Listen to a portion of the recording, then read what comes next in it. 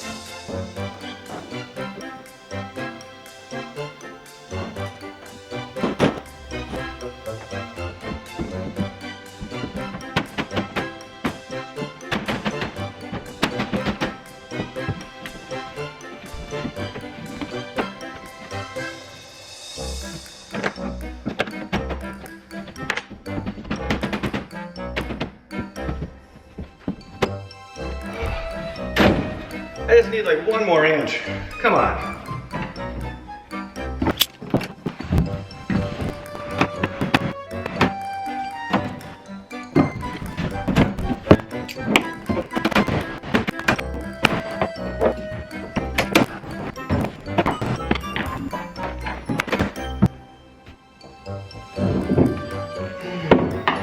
Alright. So where I'm getting hung up is right here on this corner. So I think what I'm gonna do is I'm just gonna come in, trim this part off so that this backer can kind of drop down into place. I don't want it sticking up quite that high. I mean, it doesn't need to come down much, but maybe a 1/2 inch. So let me get that trimmed up.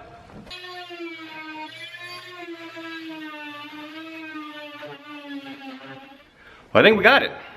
Nice good fit along the bottom. It makes that little curve there.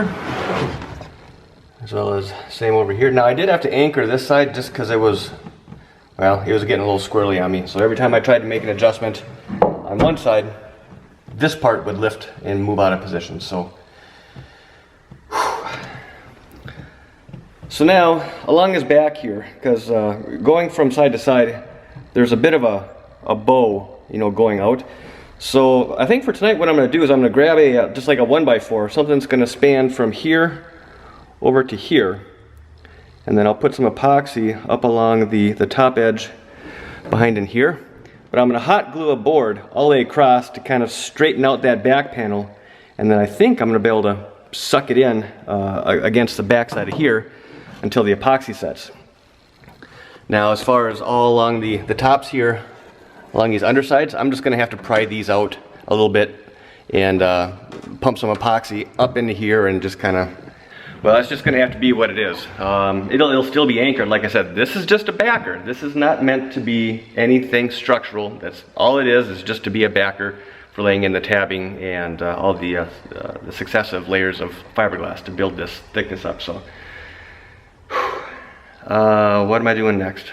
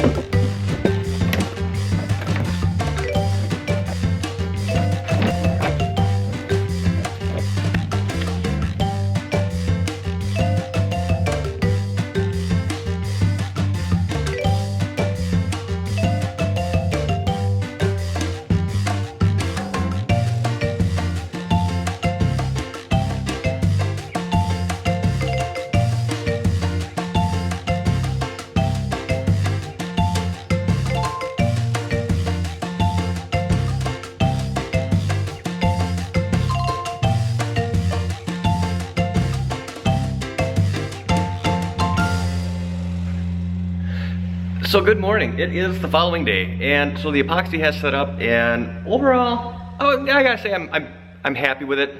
It's not perfect, but it's good. A few things I need to do a little bit of trimming here and there, and then there's one area in particular, I'll show you here in a second, that I'm not quite sure why it turned out like this, but it's a little bit off. But I think it's gonna be a pretty simple fix. So now, just to give a little bit of reference, the area that I'm talking about is right along this back edge. It's not even. You can see, at least on this angle, you can see there's a little bit of a gap right in through here. But then as we go across, not so much. So for whatever reason, this corner just kind of bulged out a little bit. And that needs to get fixed because ultimately I want this, the area that we just kind of snuck in place there yesterday, I want that to be coming down and landing on top of this rib. So I think the fix I'm gonna try first is I'm just gonna take some hot glue and I'm gonna put in a couple of braces, along this backside, and then I'm just gonna kind of push it in place, because the next thing I wanna do is I wanna come in and do some tabbing along this bottom, so that once I get the tabbing in place, then technically that should hold it where I want it, and then I can just keep on going forward with getting the rest of this glass laid up. So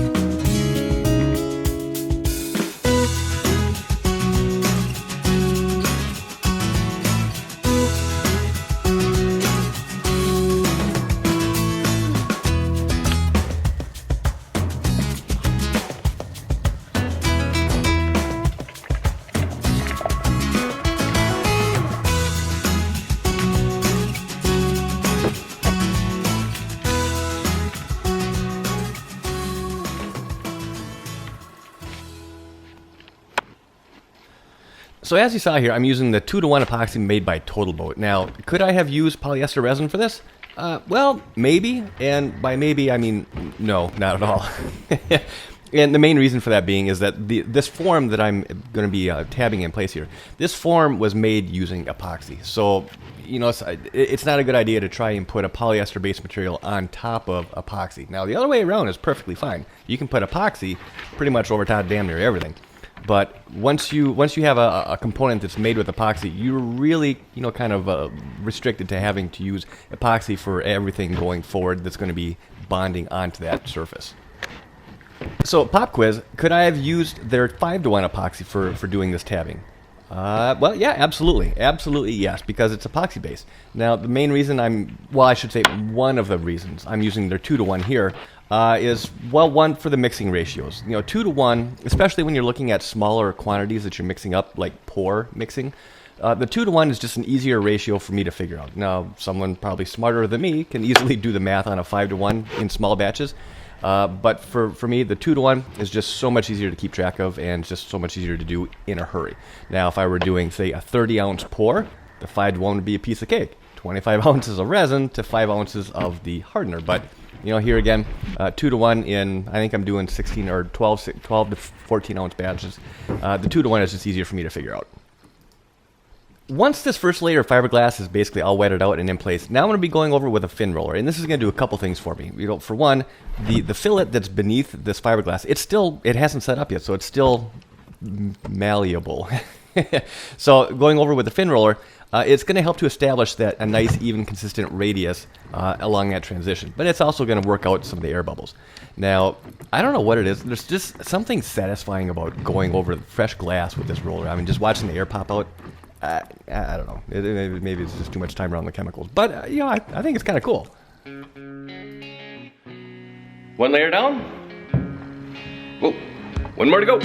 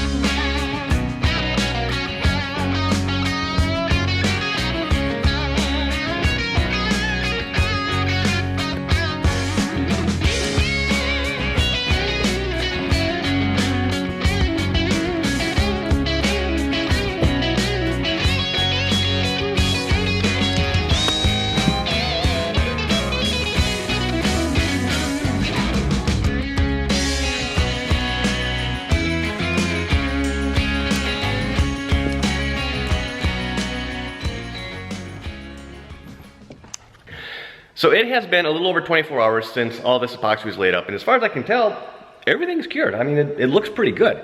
Now, the one question that I have is that once I take off all this bracing, if it's still going to maintain the correct shape, or if it's going to, you know, if I'm going to be getting some spring back once some of these backers and supports are removed. So let's find out.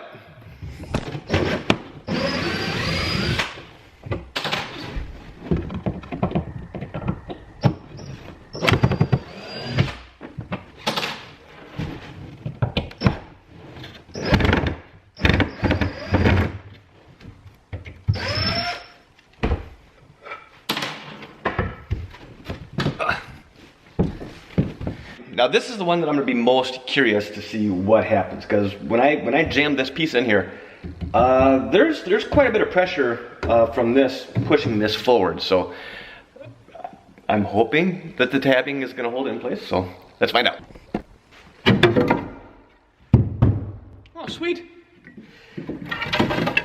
Awesome, awesome. Now, as you can see down here, I did have to put in some backing tape because there was a bit of a space between the bottom of this and where it actually came down on top of this rib. So had to just kind of throw in some, I don't know, 2-3 inch wide tape just so the epoxy didn't kind of, you know, come flowing out on the backside. So kind of curious to see how well it's going to release. Oh, piece of cake.